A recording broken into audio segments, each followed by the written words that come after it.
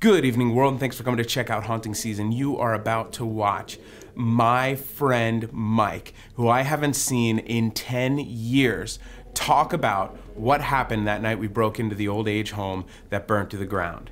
And if you don't know what I'm talking about, totally click right here to watch the original video called Real Paranormal Activity.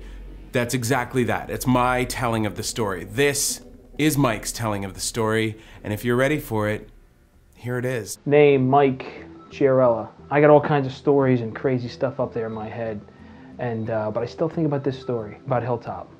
Lately, it's been off my mind because my professional life, in the military, in law enforcement, police officer. There's certain things that you remember from your childhood. This story is one of them. You think about this stuff, and it ain't even creativity. It's the truth, because this happened, and I think about it, and you know, we all have a different version of the story, but it's all the same. You know what I mean? Hilltop, okay? Abandoned insane asylum or abandoned old person's hospital. I don't really know. I just know what happened there when we went. We go here at night. We make the decision, the four of us. Me, Josh, Guy, Dan, you know. Diverse, but the same group of people. When we approach this building, you know, just like you've heard before, you know, it was scary and everything like that, and unique and dark, but there was something else about it going on that night, but everybody felt it.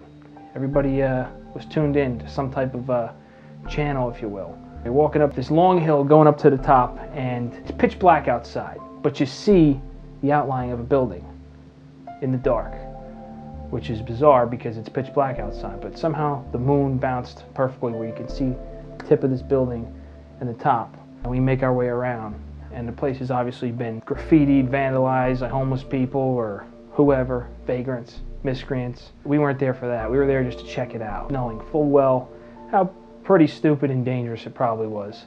But our curiosity went past all that common sense stuff. Something was watching after us that night to not get seriously hurt or arrested. We're in there and it's pitch black. We have these crappy little flashlights that, you know, we took from our father's closets or whatever. We have no map of this place. We have no layout. I remember walking into a room and stopping. Then I took out a flashlight, looked down. One step further, I would have fell into a empty pool of rusted wheelchairs, syringes, glass, and paperwork.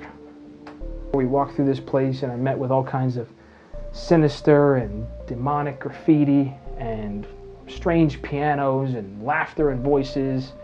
And to me, that was all craziness and nonsense, but the end of it, we ended up ascending a staircase with Dan in front with the camera.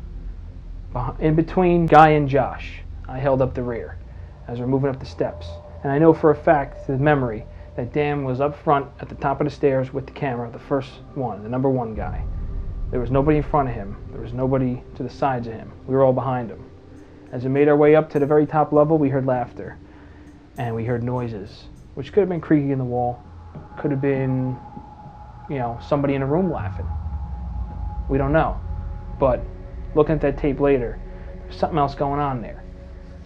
A white figure passes by the camera very briefly for about 2 or 3 seconds. And you can kind of make out what I see as a face, an ear, a tie, and maybe a lab coat. Now, we didn't see it that night, but obviously there was something else going on that our eyes couldn't see. Only a third eye could see it, if you will. It was there. It was on the camera. I haven't looked at that tape in years, almost 10 years. I just recently came upon it. My brother was actually securing it for me while I was away, and I watched it again tonight with Guy, and there it was again. And it wasn't I didn't feel any different than I did the first time I saw it. You know, at first you're thinking, you know, we were kids, 16, 17, 18. We were probably just hallucinating or making stuff up or whatever. But now, look at it again, and I've seen some crazy shit in my life, but that's one of the craziest things I've ever seen. And I don't have an explanation for it. You know, I'm not saying I really believe in ghosts, but I don't know. It's an unknown thing. I'm not going to rule it out, you know. So I'm actually feel kind of fortunate to have been involved in some cool stuff like that. So that's my story, and I'm sticking to it. All right, so that was Mike's story. If you haven't seen Guy's story, you can click it right here and hear his turn of events. Or if you haven't seen the actual real video, you can click it here. Who can believe I haven't seen these guys in 10 years and this video brought us together? And I have only you to thank for that. Thank you, subscribers. You're freaking awesome.